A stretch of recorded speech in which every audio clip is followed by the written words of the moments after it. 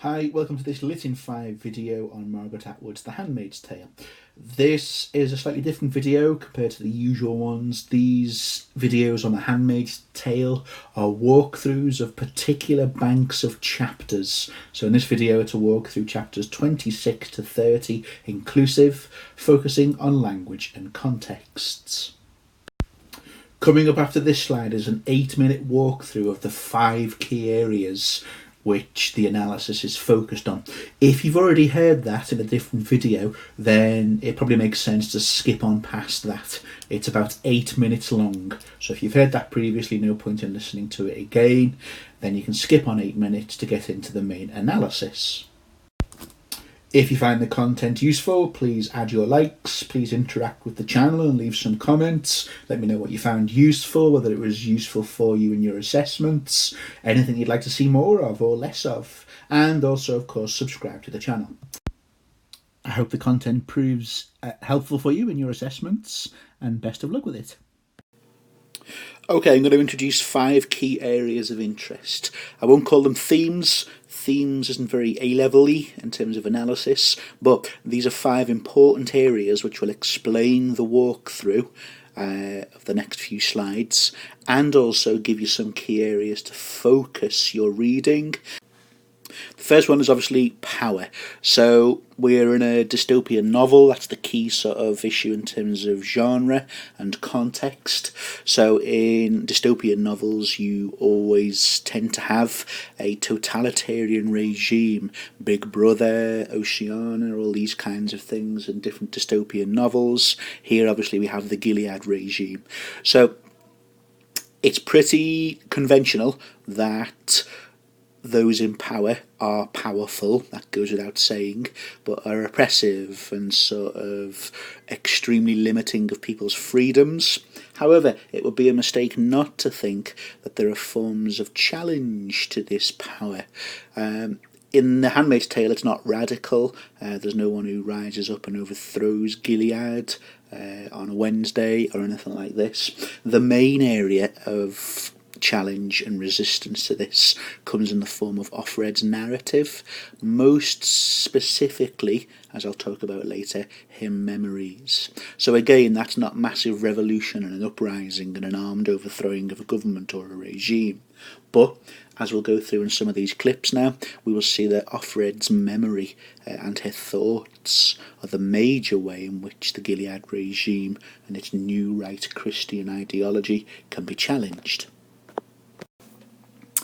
Our second area, which I explore and link the quotes to, is number 2, dystopian tropes. So tropes, the ingredients, the conventions of dystopian literature, particularly if you're doing AQA and you're doing Margaret Atwood as a single text, you need to refer to things like typicality, so conventions of other dystopian works or the genre as a whole work really well. In relation to The Handmaid's Tale, one of the main ones is the attempt to control identity and to prescribe and limit or reduce identity, and also to control thoughts. So we're in classic Orwellian territory there. So the handmaids, particularly Offred, our narrator, her identity is policed and controlled. The Gilead regime will be more than happy to have Offred think of herself as nothing more than a reproductive vessel serving the greater good of the Christian aims of repopulating the world. However, Offred's memories prevent that. She's often very cynical and sees through the hypocrisy of the Gilead regime, so therefore resisting their attempts to control her mind and her thoughts, and to maintain an identity of her previous self, of her current self, and occasionally harbours some thoughts of her future self. Number 3, the walkthrough will identify quotes and moments in these chapters and the novel as a whole where we see the importance of memories. And we're raising the idea, use a technical term of palimpsestic juxtaposition. You'll see that referenced as pal juxta on the top of each of the forthcoming slides as I go through certain quotes from each chapter. So a palimpsest, it is mentioned in the novel, it's layer upon layer. almost like transparency films where you can see the previous layer of detail poking through the current or the uppermost layer of detail. We have a lot of that in terms of juxtaposition, so Offred will see things in the now, the shop, which currently sells meat or certain vegetables, and her memory and her mind will wander back to what this shop was previously. For example, a cinema or a lingerie shop in certain memories she has. This might sound small scale, but it is one of the ways in which Offred can assert power, number one, and resist that dystopian trope of trying to alter and control thought and the mind and identity of their subjects. So, very important when we get instances of that, and memory and thoughts of the past are a massive part of Atwood's novel. Obviously we have Big Brother trying to control and rewrite history in Orwell's great novel. Similar ideas at work here, but this is the main way in which Atwood's narrator resists that. Number 4, you'll see moments where I link quotations from these chapters to the demonstration of new right ideology. So this kind of hardline right-wing Christianity, the Republican Party if you're in America, conservative with a large C if you're in England.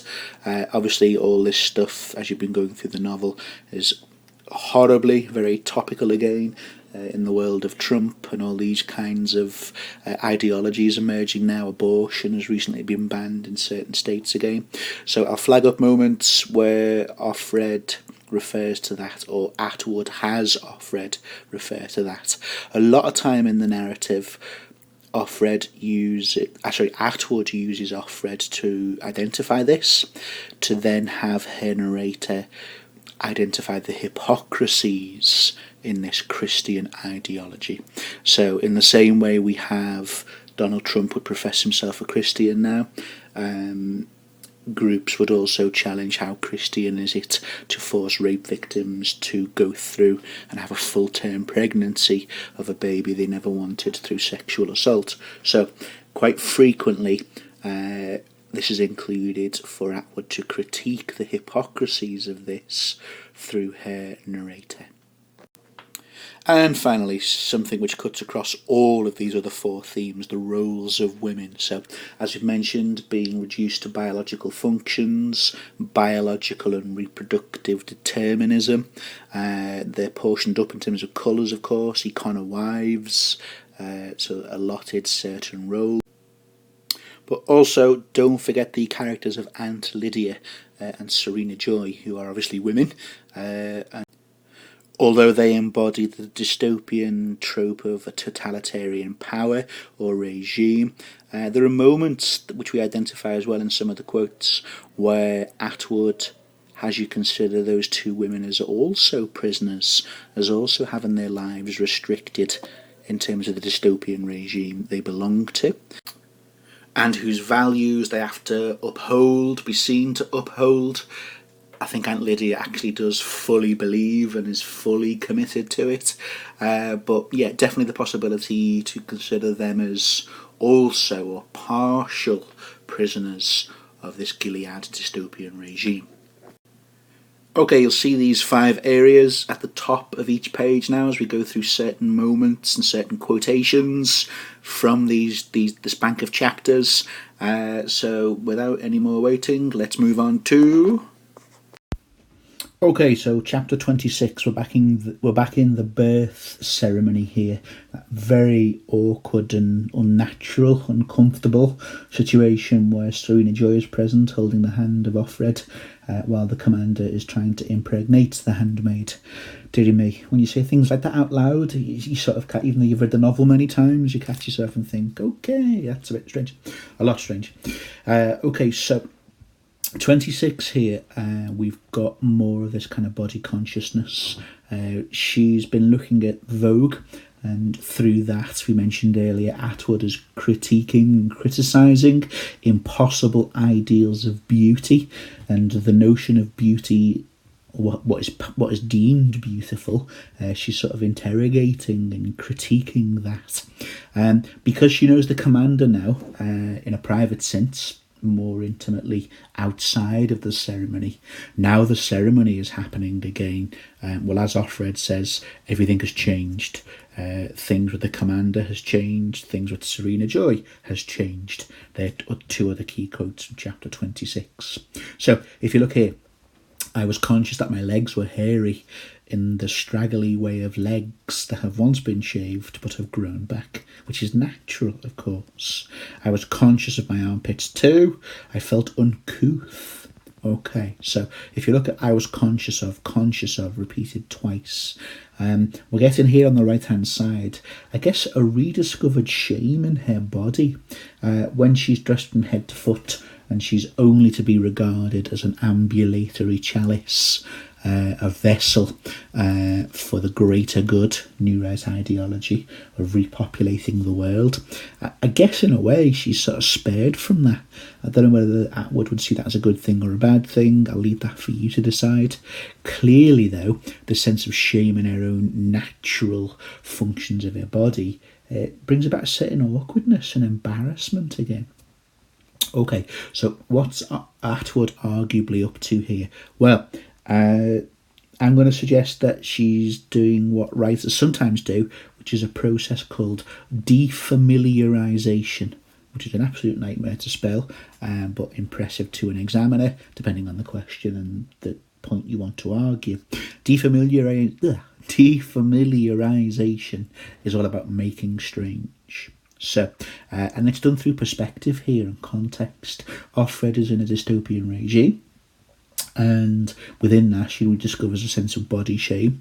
From that, Margaret Atwood wants to make her 1980s readership look at the ideas of beauty in a fresh way, which makes it strange. So I'd argue she's getting her 80s readership to question, why is it so embarrassing and awful? Why should women have to experience sense of shame and self-consciousness because female bodies are doing what female bodies and male bodies do, grows hair in places that hair grows in the body? So remember, with the Vogue and the Jezebels and this particular moment, I'm arguing here that Atwood through Offred, wants to make strange the notions of gender, femininity, what it means to be a woman, female identity, from an imaginary dystopian context to look at our lives now being the 1980s, and I guess still modern society now, to question how dystopian it already is in relation to these impossible ideals for women, the roles of women, and the impossible ideals of beauty for women. That last one obviously is still sadly, awfully, horribly as relevant today as it is to Atwood's readership in the 1980s, the compulsion to match up to people on Love Island, etc., etc. So we're looking at a sense of internalised shame here. The New Right Christians of Gilead have obviously tried to do that to women of the time before, wearing inappropriate clothing, having casual sex, having abortions, according to the New Right, at the drop of a hat, regardless of the fact that it's a life being taken away. But you also get that now in the sense of her own body, which is sort of doubly awful for Offred. Let's move to the stuff in green here. So while the commander is trying to impregnate Offred, the language Atwood has her use is very revealing here. This act of copulation, fertilisation perhaps. The words she uses here for the process are extremely scientific, stripped of sort of any passion, desire, intimacy, romance, anything we'd associate with, I guess, consensual sex between two people. So you can look at that in terms of Gileadian interpolation, a more posh and more impressive way of saying sort of mind control and brainwashing here. which should have been no more to me than a bee is to a flower. Look at how it's sort of dehumanised. Okay, a bee is a living thing, a flower is a living thing, I guess, if you want to go down that route. But Offred, kind of later on in this chapter, says she wishes the commander would go back to regarding her like a vase, not a person, certainly someone she knows who they play Scrabble together. So in a way it makes it easier for her in this dystopian context of what I guess is sanctioned rape. I hate saying that word out loud, but you know, we'd have to think about it in those terms, of what it's become in this dystopian context that Atwood has created. Just to add to that, look at the complication that is in place now. He, the commander, was no longer a thing to me. So it was easier for Offred to sort of detach from that earlier. There's the quote from earlier on, I think the first time we see the birthing ceremony. I think she says something like, he was fucking the lower half of my body. So she really sort of dissociates herself and almost detaches from the entire process. However, now it complicates. Good quote here at this moment in the narrative, just for number one. You can maybe see some other themes in it as well. This is a great quote for showing power, isn't it? I was taking something away from her, the commander's wife, although she didn't know it. I was filching, never mind that it was something she apparently didn't want or had no use for, had rejected even. Still, it was hers. So Offred claiming victories here over the regime. So again, we mentioned at the beginning, power, dystopian context, totalitarian regimes. Such power, such hierarchical power, does not go without challenges, however small scale, inward or interior those may seem to be. Nice little point at the beginning here as well. Partly I was jealous of her, but how could I be jealous of a woman so obviously dried up and unhappy? So you can see that in a couple of ways. Dried up is the commander's wife, infertile, incapable of breeding. Is it a more kind of moral or metaphorical suggestion as well? Dried up because of the sort of misery, the imprisoning misery of the new right ideology they must uphold and be seen to believe in and practice. Maybe that explains the unhappiness as well. So some interesting moments of power challenge there. Okay, a really good quote here which goes over onto the next slide as well, with Aunt Lydia in full-on propaganda mode. So here she is, convincing and reinforcing new right ideology, asserting the value and how vital this Gilead regime, obviously not a regime to them, but the Gilead regime is. For the generations to come after, Aunt Lydia said, it will, modal verb of absolute certainty there, be so much better. The women will live in harmony together. All in one family, you will be like daughters to them. So I've put in green there the idea of the new right functionalist model of society. If you study your sociology, or you can Google it and have a bit of a research if you wish, the functionalists, very new right, very Republican or conservative in England with a capital C, believe the family is the sort of foundation, the bedrock of society, and a very particular and kind of partial notion of what a family is as well. So all the world together in one big happy family. You'll notice on the right here, identifying what I think Atwood wanted to see is rather nauseating, vomit-inducing, sickly sweet utopian ideal. Yes, it would be great if the world lived together as one big happy family, but even as I'm saying one big happy family, my face is sort of twisting into, really, how naive are you? How ridiculous is this? So if you look at the stuff in red and then kind of blue and red, it's you must be meant to hear this as some kind of lovely in principle, but remember the idea of a utopia, the word actually means no place. It doesn't exist. It is a thing of an ideal of the mind, but even the person who gave us the word utopia, Thomas More, understood in his essay Utopia that it's kind of illusory and cannot be gained or obtained. It doesn't exist. It is a no place. If you look here as well in yellow, let's not kind of kid ourselves here. The spiked within this positive, sickly sweet language of idealism and utopic ideals are euphemisms covering up the atrocities that are taking place within Gilead. And when the population level is up to scratch again, even that's a sort of euphemism. And we are deciding, what is correct. So there's an abuse of power, but it's kind of dismissed in that kind of slang-like idiom. Well, it's up to scratch now. We'll no longer have to transfer you from one house to another because there will be enough to go round. Transfer, let's talk about this as what it is. It's, illegal prostitution and rape. But that's quickly sort of covered up and airbrushed and sanitised in the way euphemisms do.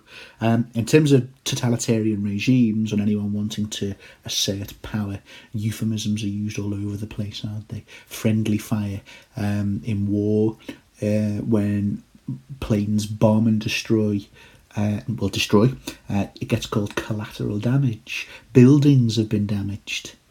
No mention of the people in the buildings who have been killed. So, language is a means of control. You'll see that with particicution and all these kinds of things later. Strange parallel here as well. Women united for a common end.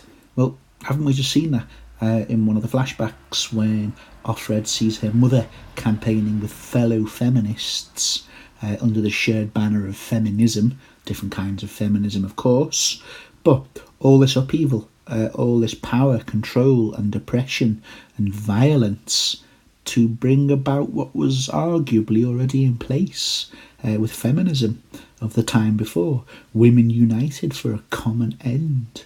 So a sort of a parallel there with feminism which undermines Gileadian goals and objectives.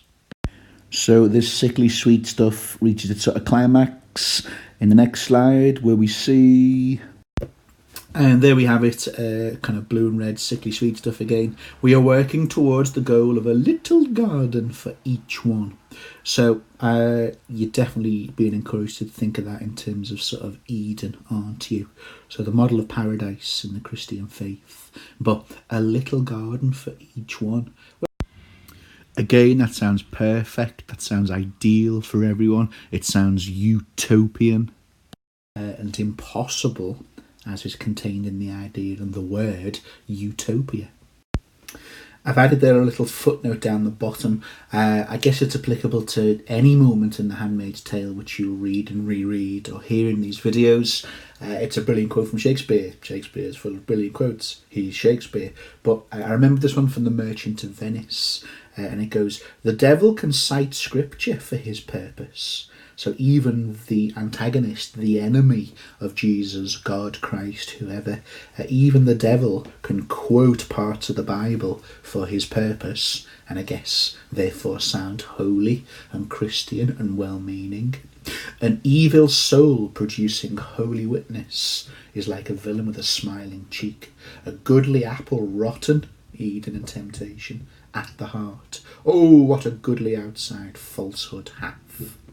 Okay, so that's obviously got different contexts and applications in The Merchant of Venice. But I think it's a great quote for AO3 in terms of literary context, which will let you, which Offred herself does sometimes, poke holes in the misappropriation, the stealing and the misuse of the Christian faith and the Bible to suit Gileadian purposes and agendas.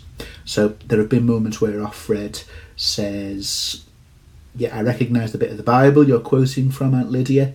What she didn't go on to say was the bit about the meek inheriting the earth. So that's where Offred is really important, and for us the reader, because Atwood wants us to do it, to interrogate the hypocrisies, the inconsistencies, and the sort of partial selecting from moments of the Bible to suit this regime's agenda and ends.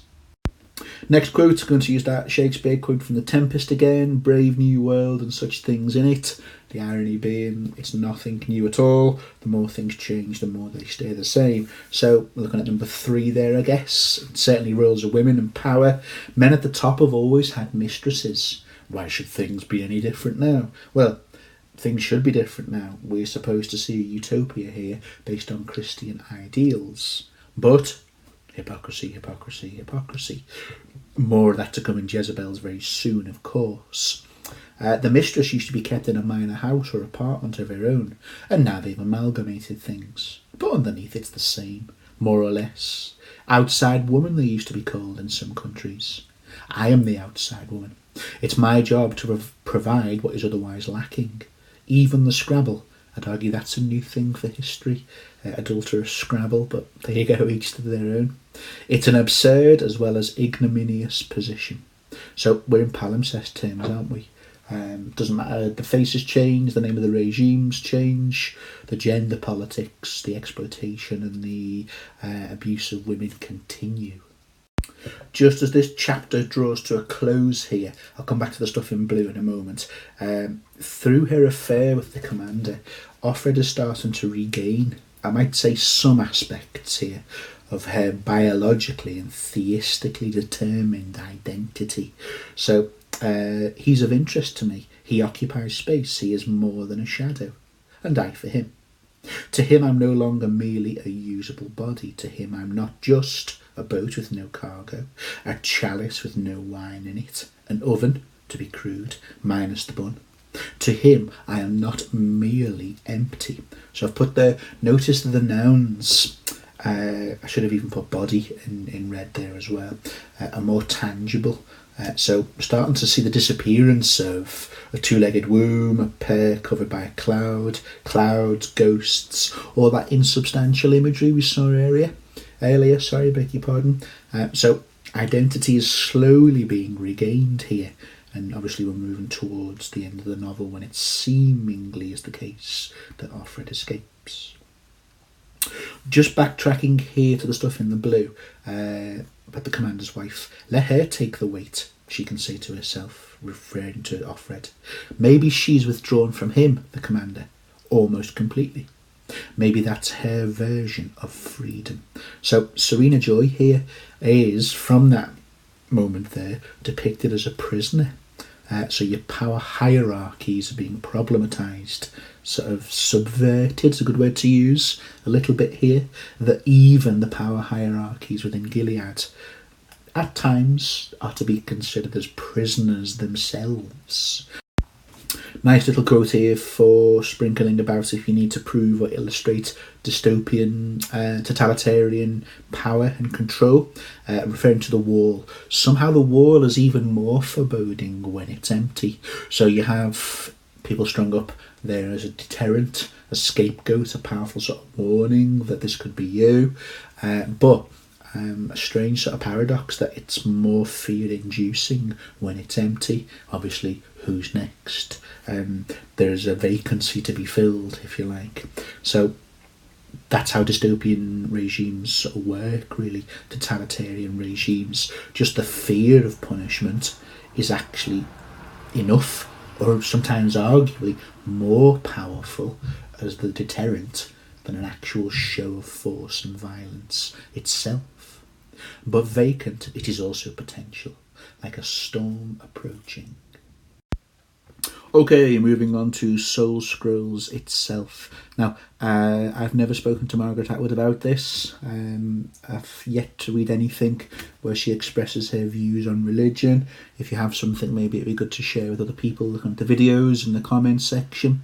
So I don't know if the woman is of faith or has a version of faith in her life, or she's totally dismissive of faith.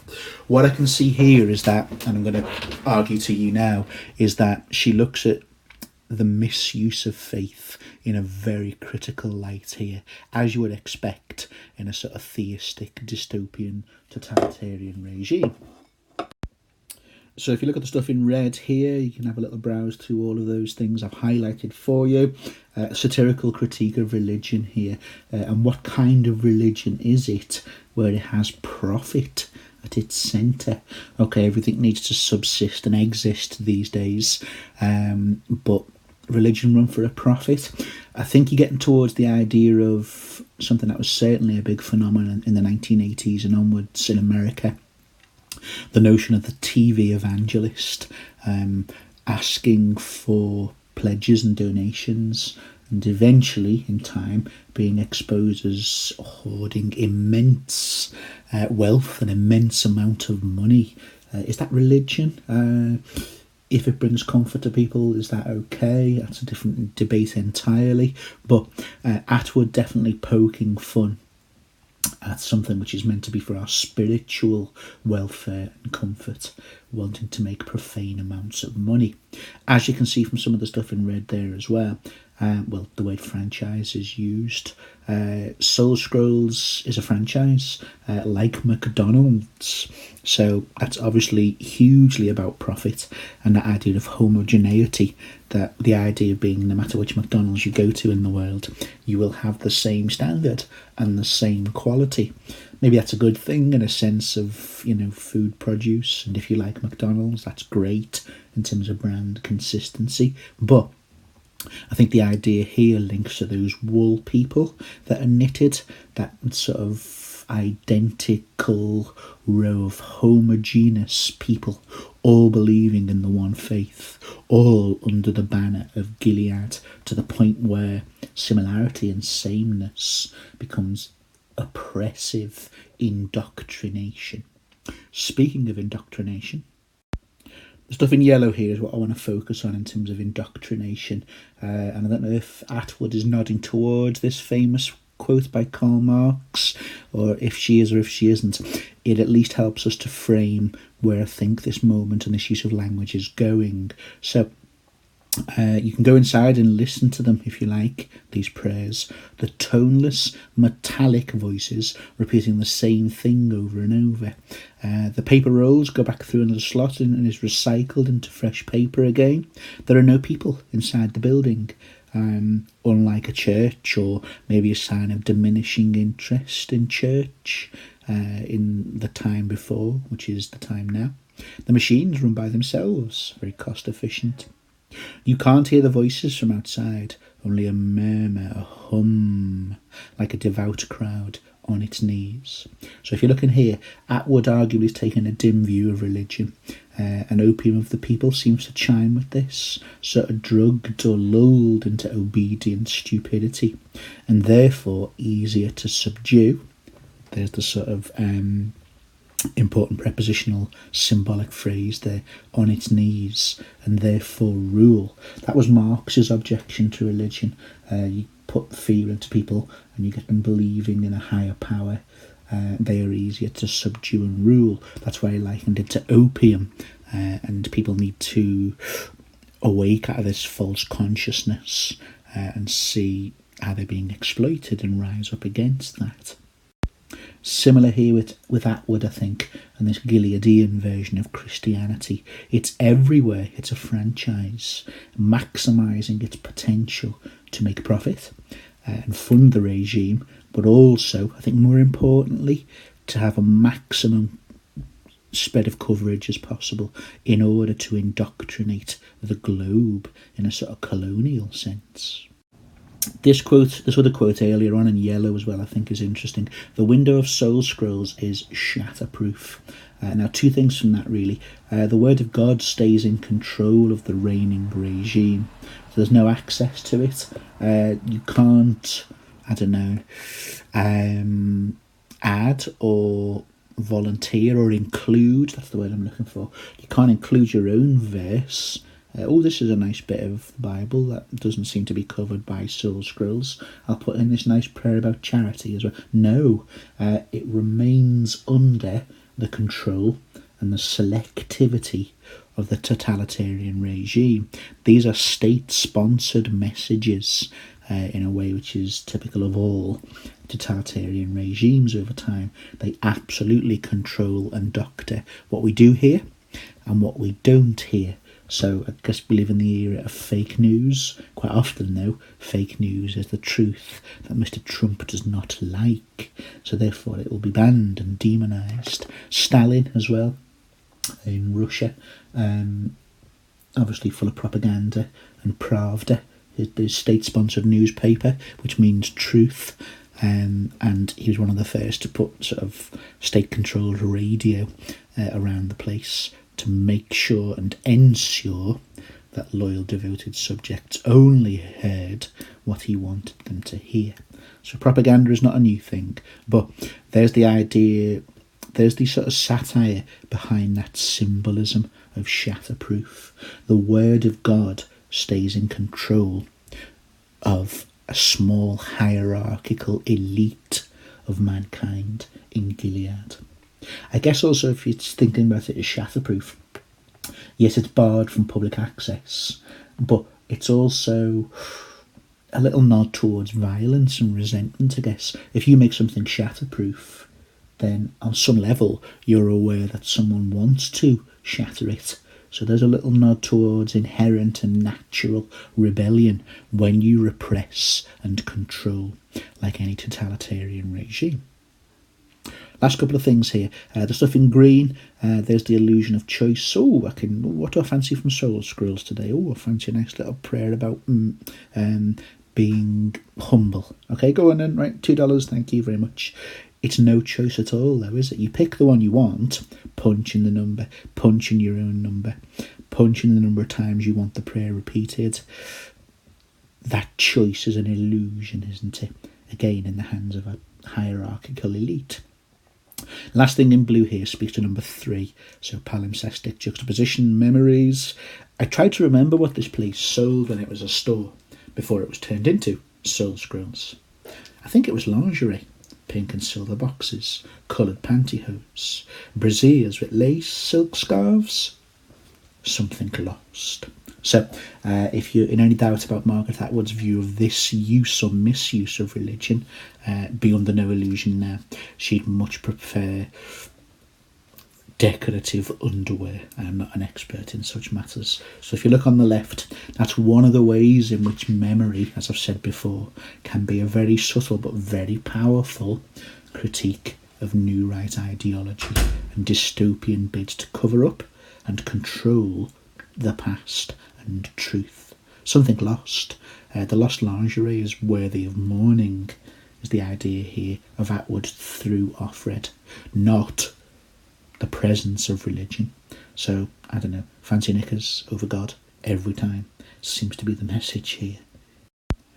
Interesting moment here of some emerging solidarity between the handmaids. It's illicit, of course. This is in no way allowed and sanctioned. I think it's also interesting it's happening within Soul Scrolls. So they're within this building or this place devoted to prayer, but it's actually being used for illicit conversations and discussions of an underground movement. So it's an interesting sort of cover, really, if you like. So some solidarity here, but more importantly, I think, we've got, after the revelation as an underground movement, I want to laugh, shout, or hug her. You can join us, she says. Us? I say. There is an us then, there's a we. I knew it. I didn't think that. It occurs to me that she may be a spy, a plant, set to trap me, such as the soil in which we grow. So classic sort of dystopian stuff there. Paranoia, Big Brother's watching you, sort of surveillance at every turn and every corner. But this is the bit I'm interested in here. I can't believe it. Hope is rising in me, like sap in a tree. So you have two references to sort of nature imagery there. Remember Aunt Lydia a moment ago, and Serena Joy involved in gardening and fertility, or the killing of fertility when she has those shears. So this sort of Gileadian ideology is being used back at or in defiance of attempts at New Right ideological conditioning. Hope is rising in me like sap in a tree, blood in a wound. So if you look at the red and yellow stuff there, we have made an opening. Sorry, I missed that bit as well. See the red language, receptacle, birth imagery again, as well as new life and fertility, but now reappropriated to this promise of defiance and resistance again. Okay, chapter 28 is such an important chapter. that I'm going to make a separate video on that. Look out for that, please. But I just want to focus for now on this particular moment. So we return to the present. Much of chapter 28 is a flashback in terms of how Gilead slowly but powerfully took over and controlled society. So back in the present, someone has come out of the house. I can hear the distant closing of a door. It's Nick. I can see him now. He stepped off the path onto the lawn to breathe in the humid air which stinks of flowers, of pulpy growth, of pollen thrown into the wind in handfuls, like oyster spawn into the sea. So the time of the year it is, we can see nature is fertile and abundant in growth and creation. Juxtaposed with that, Offred's sort of desire and desirous gaze towards Nick is almost in keeping with the season. All this prodigal breeding, he stretches in the sun. I feel the ripple of muscles go along him, like a cat's back arching. Where does the tan end? I haven't spoken to him since that one night. Dreamscape in the moon-filled sitting room. So again, another sign of Offred's increasing rebelliousness, and maybe hinting towards the ending where Nick possibly helps Offred escape. Is this kind of increasing of desire towards him. So often she has memories of Luke and slight guilt about feeling the way she does towards Nick, but I think eventually she works her way through that and justifies her desire and eventual physical intimacy with Nick. Okay, so we're seeing some of the consequences of the meeting with the commander now, and as you can see, there's greater sort of power and freedom and daring, I guess, from Offred here. So I no longer sit stiff-necked, straight-backed, feet regimented side by side on the floor, eyes at the salute. So there's your nice little examples there of the constraints of Gilead and the role of a handmaid imposed and expected of Offred. Instead, look at this stuff in blue. My red shoes are off. My body's lax, cosy even. My legs tucked up underneath me on the chair. So this is the sort of freedom and liberation through illicit means, of course, which Offred now has. I think that's doubly proven or compounded or strengthened by the fact we have a memory that she likens this freedom in the present to a moment from the past, of the time before, of complete freedom. So she describes her body as though she's at a campfire of earlier and more picnic days. So in the now freedom, but again a memory is being used here to truly show that, wow, this is very untypical. It's evoking the past of a previous age of freedom and liberty. Again, power hierarchies being subverted and problematized here.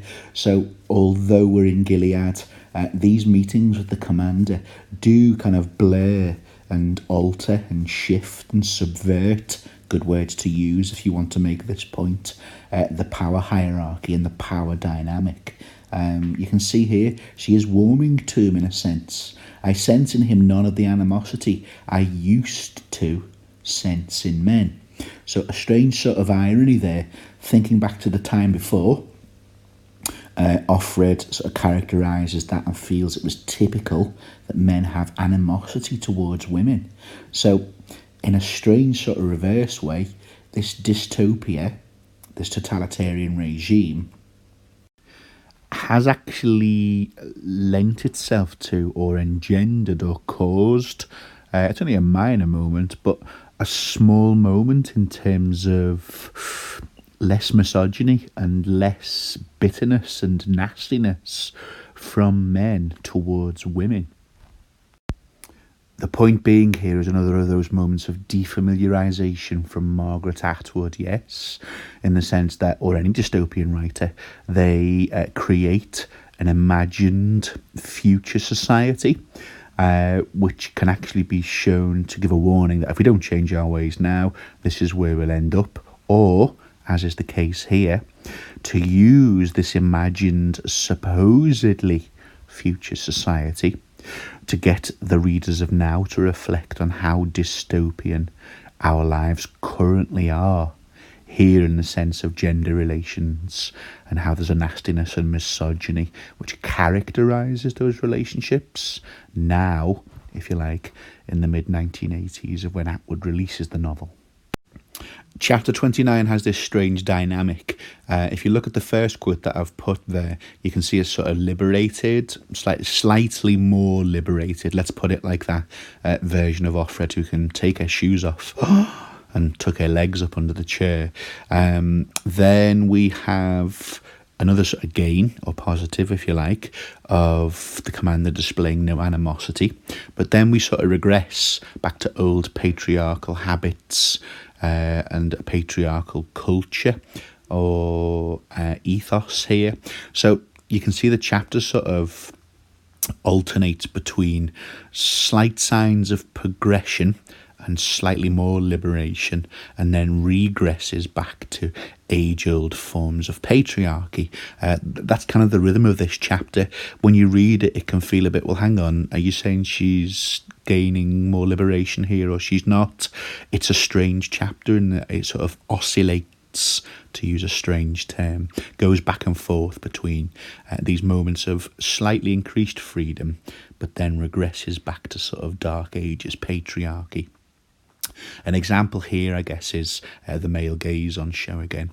While I read, the commander sits and watches me doing it, without taking his eyes off me. The watching is a curiously sexual act, and I feel undressed while he does it. So I suppose it's not strictly speaking the male gaze, it's the male gaze filtered through the first person narration of our female narrator. But it's still that classic trope that feminists rightly criticise of a man looking at a woman in an objectified sexual way and maybe seeing nothing more to her than that. A strange irony with the I feel undressed while he does it. In a way, she's kind of been undressed with him already, but now, when fully clothed and being on the receiving end of the male gaze, it does feel sort of penetrative, invasive, sort of, removing her liberties and freedoms. That's how she feels at the moment. Keeping with this idea of a shifting and very complex power dynamic here in terms of gender, the next bit in blue, this is a really, really useful quote, I think, and in a way could only happen this late in the novel, given their illicit meetings and the increasing sort of intimacy between them.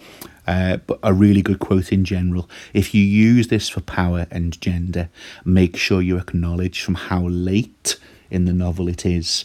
Otherwise it can skew your essay, I think, and sort of maybe suggest that there's a power problematizing or a power dynamic rather than just hierarchy. So be careful when you use this. Atwood has Offred say here, it strikes me that although I know he's a commander, I don't know what he's a commander of. What does he control? What is his field, as they used to say? They don't have specific titles. So, this is why I'm stressing where it occurs is important. It's at this stage now in the novel and the narrative and Offred's character development caused by her new relationship with the commander that she starts to, there's a quote here, demystify. So to strip away all the kind of power that the commander's position would sort of surround him in, she sort of empties that out and says, well, all right, you're a commander by name. What's your command? So, I don't know, I keep making lots of Donald Trump analogies. It's hard not to at the minute. He is POTUS. He is President of the United States. That is his title, and arguably makes him one of the most powerful men in the world. But behind that title, well, he's a what's-it-coloured idiot, isn't he? So, we're seeing through and sort of shattering these labels of power to show the sort of male ineptitude and stupidity and impotency. I don't just mean in kind of sexual reproduction there. You can be impotent in the sense that you lack power and authority. So what are you commander of? What's your field? You head of bread in Gilead or something? I don't know. Just completely empties the commander out of power as a some kind of figurehead, supposedly. He's just some dude who's bad at Scrabble. So really mocked and belittled here at this powerful moment in the narrative. You couldn't get something like that in chapter 1 from Offred, could you?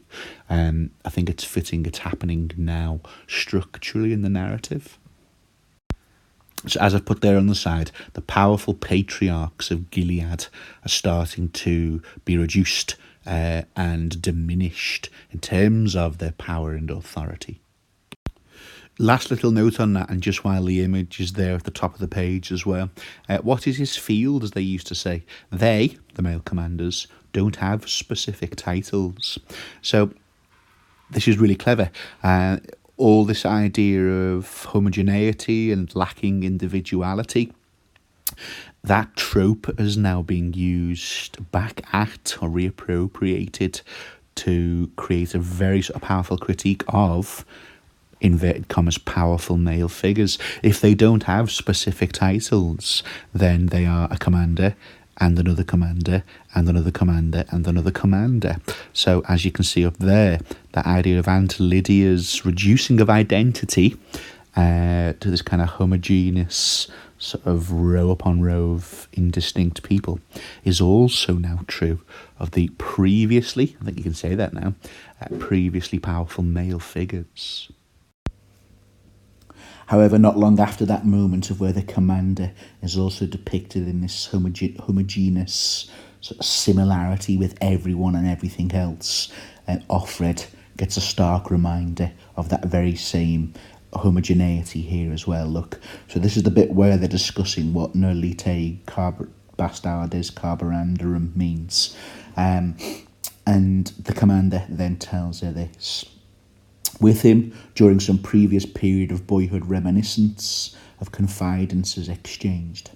I have not been the first, then, to enter his silence, play children's word games with him. What happened to her, I say? He hardly misses a beat. Did you know her somehow? Somehow, I say.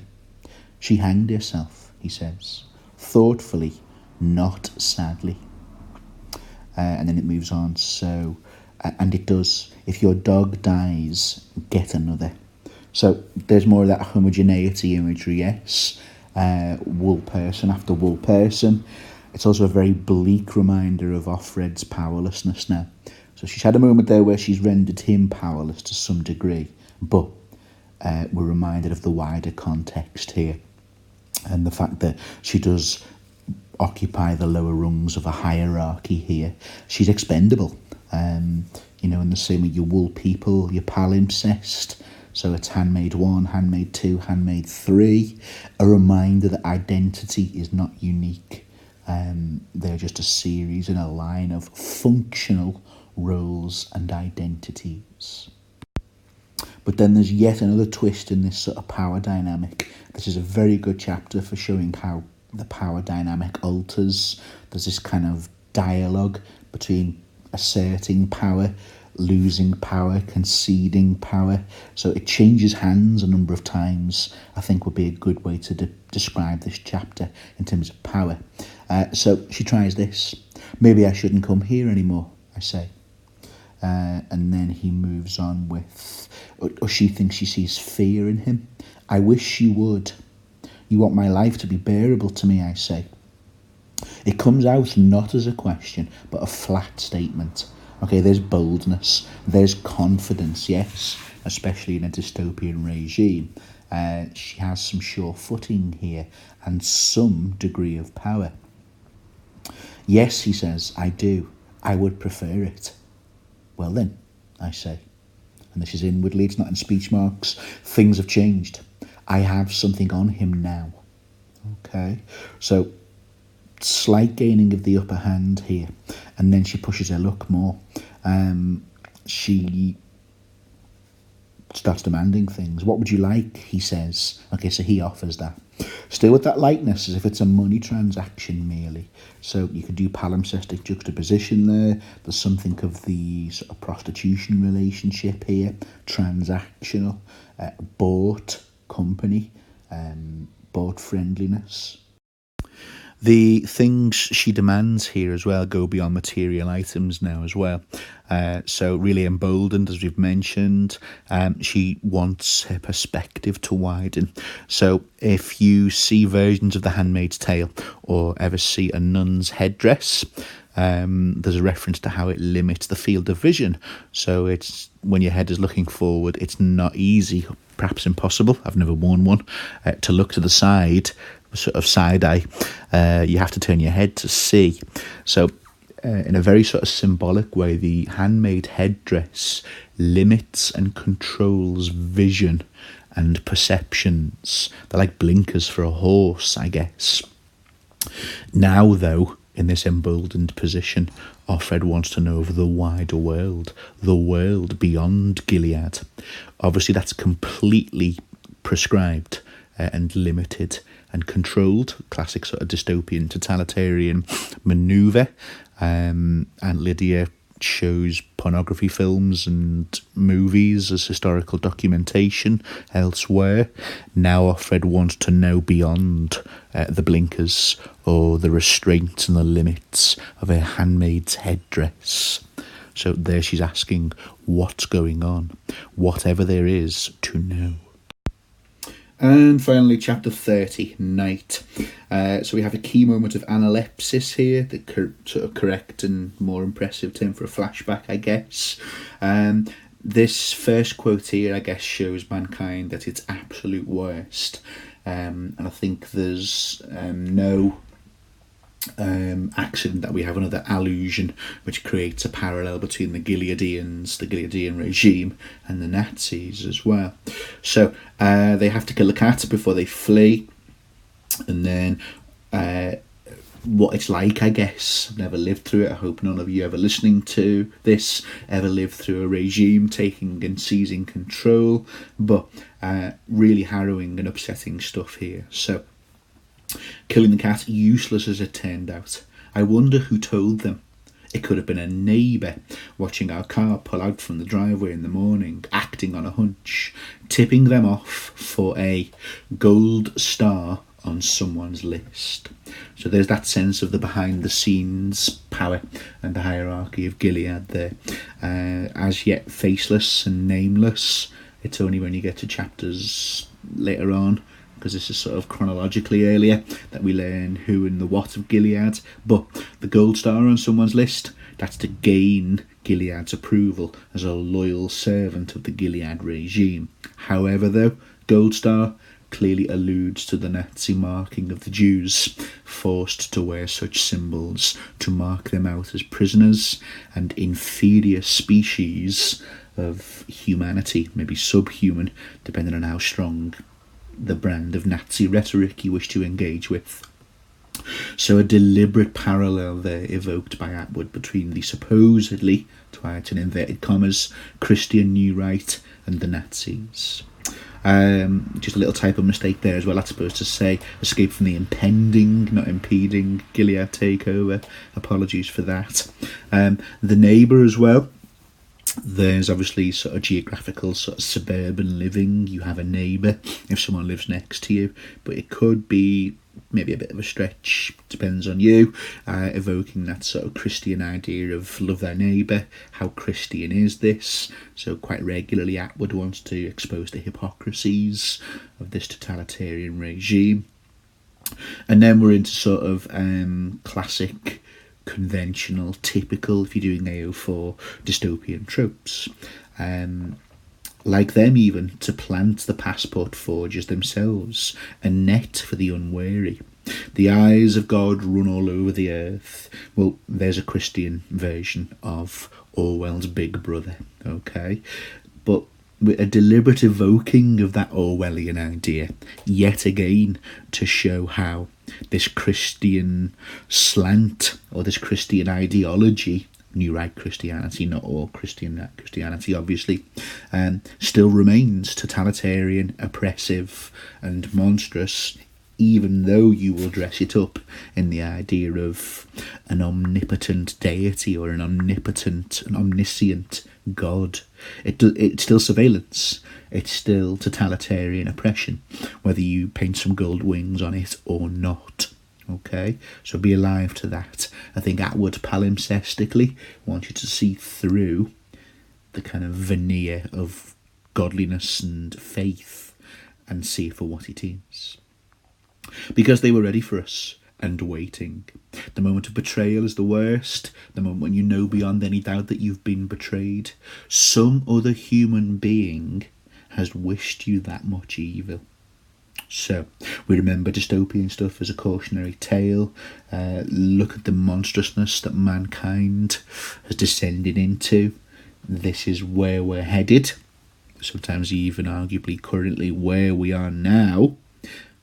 And that's being expressed through this imagined, supposedly future world. Next quote here, very heart-rending stuff. It's about memories and the lack of power.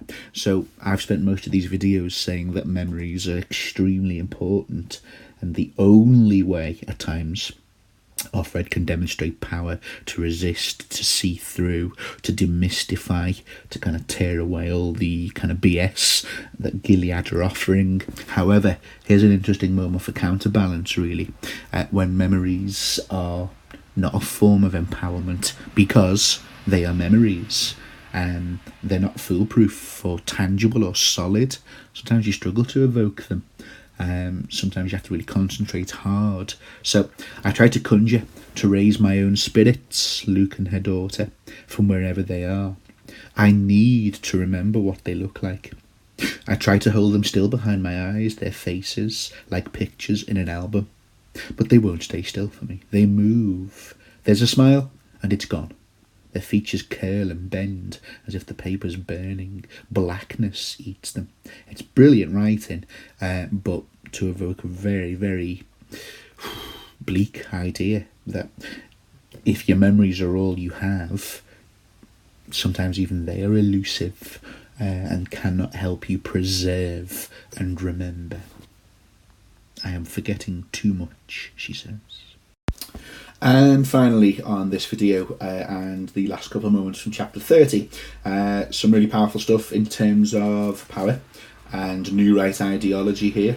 Tonight I will say my prayers, no longer kneeling at the foot of the bed, knees on the hard wood of the gym floor, and Lydia standing by the double doors. So no longer doing that. But here's a little reflection of how prayers usually go under the very menacing presence of Aunt Elizabeth standing by the double doors, arms folded, cattle prod hung on her belt, while Aunt Lydia strides along the rows of kneeling, night-gowned women, hitting our backs or feet or bums or arms lightly. Just a flick, a tap with her wooden pointer if we slouch or slacken. She wanted our heads bowed just right, in the proper angle, regimented in our robes of purity. So there's that sort of militaristic power and control. The cattle prod isn't out here, but you've seen in previous chapters and in previous videos, they go to the shop all flesh, and that's the sort of symbolic and sort of satirical criticism of what the handmaids have been reduced to, mounds of flesh for the reproductive purposes of Gilead. But again, power and control. Look at her brand of Christianity here. A little pain cleans out the mind, she'd say. That's, violence against prisoners of war by any other name or means, but again, dressed up in new right Christian ideology. What we prayed for was emptiness, so we would be worthy to be filled with grace, with love, with self-denial, semen and babies. And then there's the prayer. They're kind of indoctrinated and encouraged to say, but arguably don't believe in, just forced to say. Oh God, King of the universe, thank you for not creating me a man. Look at the sense of inferiority and subordinacy they are being asked to suffer because of their gender. You'll see me in other videos make mention to St. Paul, extremely misogynist writer in the Bible, with extremely dismissive, dark ages sort of notions of what women should be. And again, that's the kind of part of the Bible that Gileadians will seize and use and control and then deny and, inhibit and remove all the other phrases and sections of the Bible to promote Gileadian ends. So, O God, obliterate me, make me fruitful, mortify my flesh, that I may be multiplied. Let me be fulfilled, ... Then sort of Offred detaches from the prayer. Some of them will get carried away with this, the ecstasy of abasement. So martyrs used to sort of self-flagellate and sort of whip themselves and put themselves through punishment and misery to really push the extent of their faith and their zeal and devotion towards God. Offred's not part of that. She stepped back and look at this kind of out-of-body ecstasy of abasement. Some of them, pronoun, the distance again, would moan and cry. There is no point in making a spectacle of yourself, Janine, says Aunt Lydia. So there's Janine overdoing it, apparently. So there's a sort of Gileadian-sponsored version of religion and devotion, but it's juxtaposed with this. I've not quoted all of it. You can look at the end of chapter 30 for all of it if you wish, but Offred adapts and reappropriates the Lord's Prayer for her own life, needs and wishes. Now we come to forgiveness. Don't worry about forgiving me right now. There are much more important things. For instance, keep the others, her daughter and Luke, safe. Don't let them suffer too much. You might even provide a heaven for them. We need you for that.